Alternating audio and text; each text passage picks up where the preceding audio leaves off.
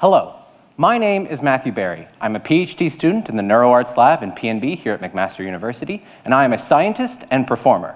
Specifically, I'm an actor. I'm actually acting for you right now during this talk at this very moment. It's true, but I'm not alone. Today you've seen others act for you. They've taken on the role of the presenter, as I'm currently doing, while you yourselves have acted by taking on the role of the audience. By virtue of these roles, we have, without meaning to, changed our behaviors to fit. Notice how I can move across the stage and gesture freely, while you may not. I've also changed the way that I speak, varying the tone and rhythm of my voice so that I'm clear and easily understood. But let's think about the more extreme version of this behavioral change, to the point that we look like or become someone else on purpose. This is what we would call dramatic acting, and though it has been around for much of recorded history, the questions surrounding acting have never been scientifically tested. My PhD thesis is about understanding the most important of these questions, namely, how can someone physically become someone else? Simply put, I want to crack the actor's code using the scientific method. Last year, I conducted the first scientific study of acting. I demonstrated tight experimental control by using a group of professional actors who performed a neutral script while portraying 8 stock characters and themselves in a controlled theater environment. The 8 stock characters were organized along 2 personality dimensions of assertiveness and cooperativeness.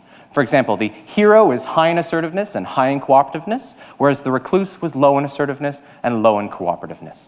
The performances were examined for differences in voice, face, and body gestures, and the results are quite compelling. The vocal analysis showed that the actors use pitch and loudness to code for changes in assertiveness of the characters, whereas they use pace and rhythm to code for changes in cooperativeness.